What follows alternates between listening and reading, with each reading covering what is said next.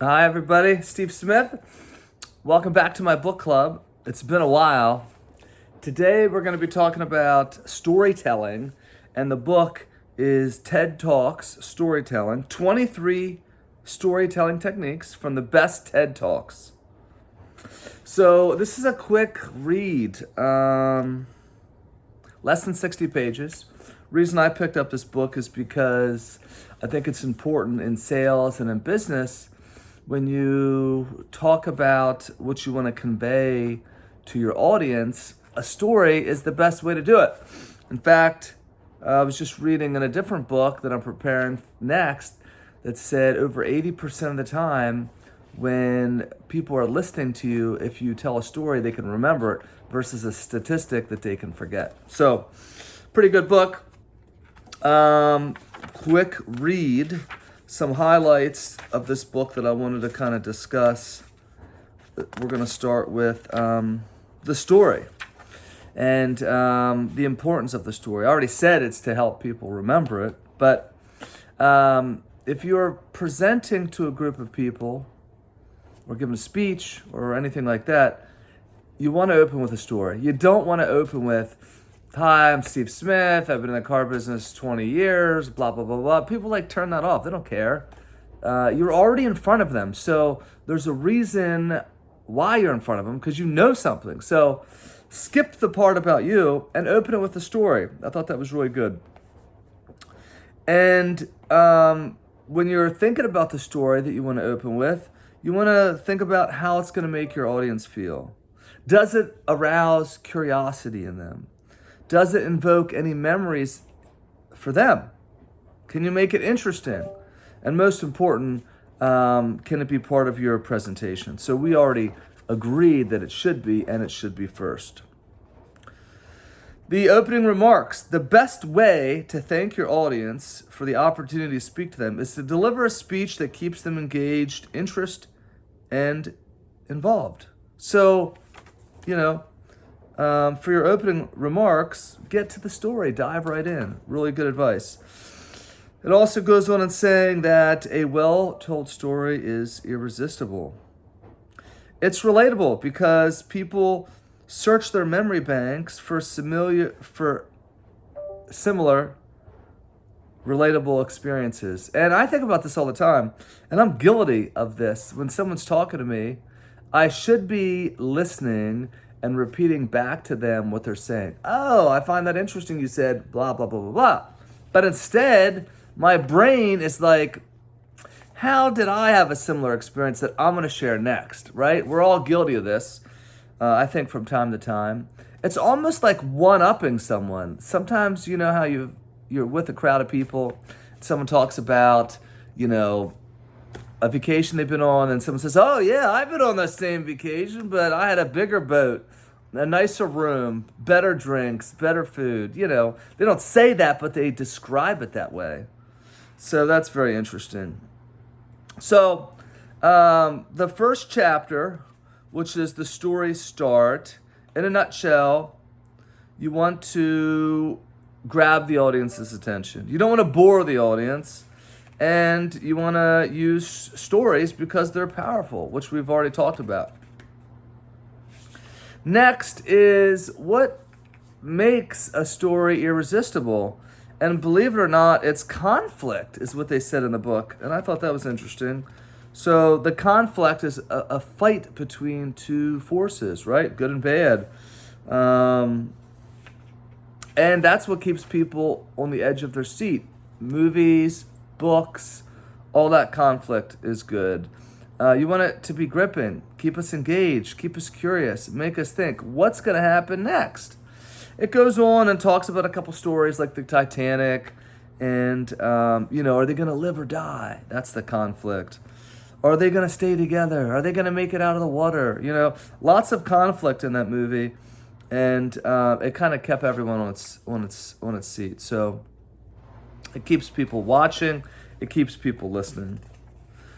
For us, we want to use a personal story, which I think it's great, because a personal story is also going to give the audience new material. It's not like you're talking about a story that they already know, a fable or something that's been around.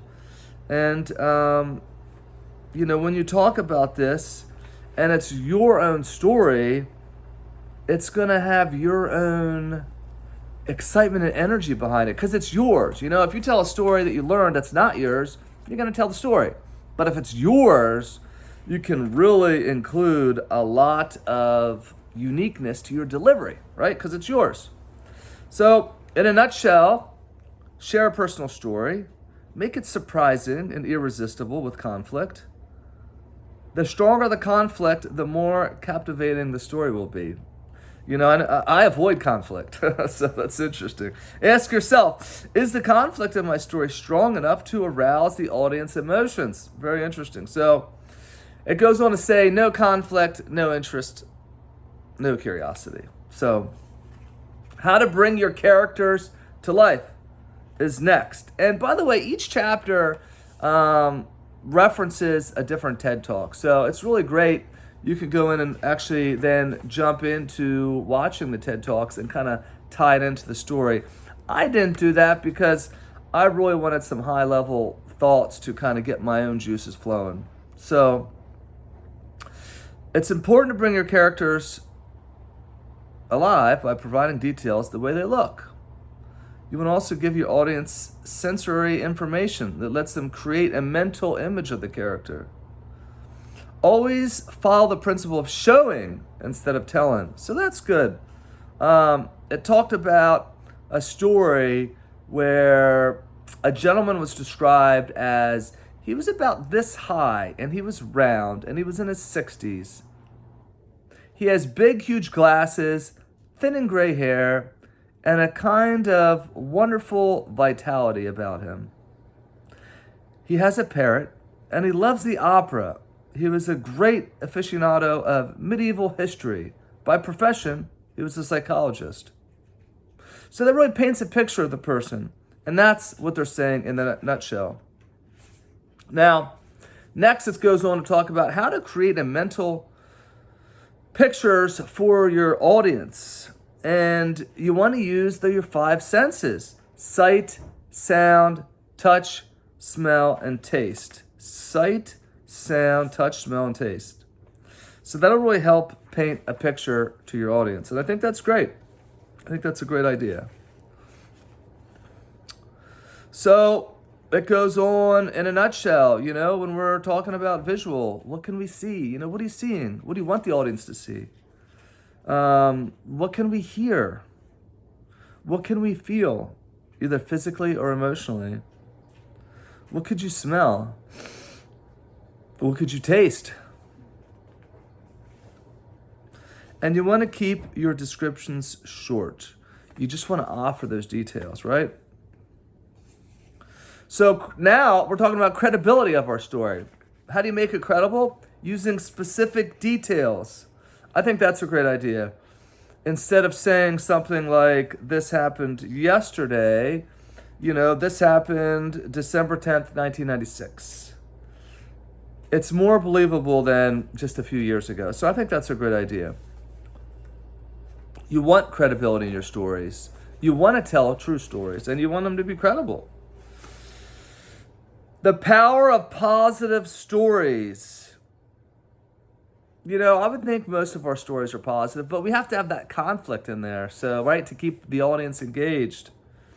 It's interesting. It goes on to talk about the story of when this person was given a speech. And she talks about someone who was fidgeting a lot. And it's interesting that ADHD hasn't been invented until really the late 30s. So think about that. All these years, people were fidgeting or maybe not paying attention, and they didn't know what it was. They didn't think it was a disease or an issue or a problem. It was just a person that fidgeted or didn't have a good concentration or couldn't pay attention. So I find it really funny that in this person's story, that in the 20s or whatever, it wasn't even diagnosed. Now we have medicine for it, so it's really interesting. Very interesting. The spark. So, the spark. That's the interest, right? How are you going to overcome something in your story? Like the conflict that you're talking about, right? What about the wisdom that allowed you to push through the difficulty? You need that spark, okay? The spark is the wisdom or the process that the character in your story receives in order to overcome that conflict. You need that spark. No one, oh, this is fantastic. So I love quotes. There's only one quote in this whole book, and it was by Eleanor Roosevelt. And it said, "No one can make you feel inferior without your consent." Wow. No one can make you feel inferior without your consent. That's genius. I can't believe how many times we allow ourselves not to be the best we can because of our own way that we think, well, maybe I'm not good enough, I'm not smart enough, I'm not fast enough. No, you are all those things. Don't let yourself feel inferior.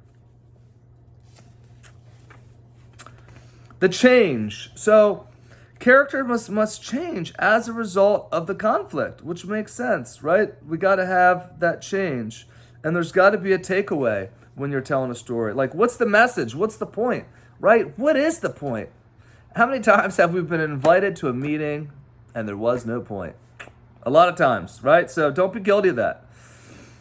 If I had to simplify the structure of a great story, it would look like this: character, conflict, spark, change in that character, and then the takeaway message. So I think that's really great to kind of lay that down. In a nutshell, your story must contain the spark that allowed your character to overcome that conflict and leave your audience with a takeaway. So that was great. I thought it was a great book. It was really quick, really easy. And now let's wrap it up with the 23 storytelling techniques. So here they are. Number 1, watch videos of great speakers and analyze the presentation and learn what made it good. Great advice. If you don't grab your audience attention within the first 30 seconds, they will mentally tune out your presentation. So that's the importance of grabbing their attention. Number 3, don't bore your audience with introductory remarks. Begin with a story.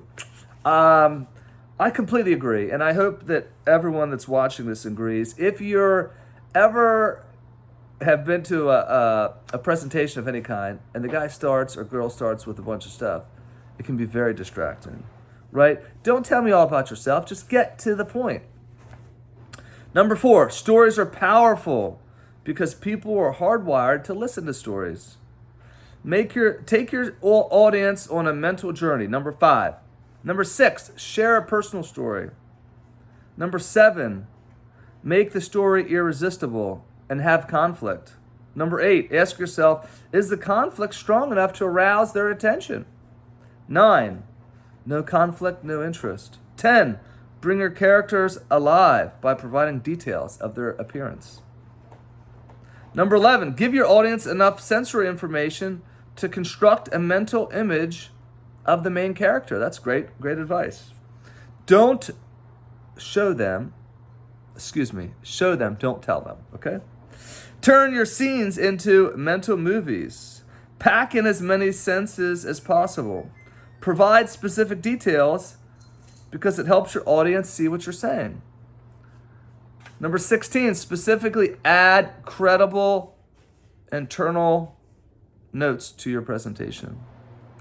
17, provide stories that are inspiring. Number 18, leave your audience on an emotional high. Use dialogue. Dialogue is shorter and more impactful. Number 20, your story should contain a spark that allowed your character to overcome conflict. 21, show the change in the character. 22, wrap up your story, leaving your audience with a final takeaway. And number 23, make your takeaway message short so your audience can remember it. Wow, great book. TED Talk Storytelling. So, what did I really get out of this? I'll tell you what. I have a presentation coming up, and I was deciding how I was going to react. I can tell you one thing, I guarantee I wasn't going to start with all about me, okay? Because I totally hate that and I tune people out. But I did come up with a story that I'm going to share with you on the next video. So I hope you keep watching, and I'll talk to you soon. Thanks.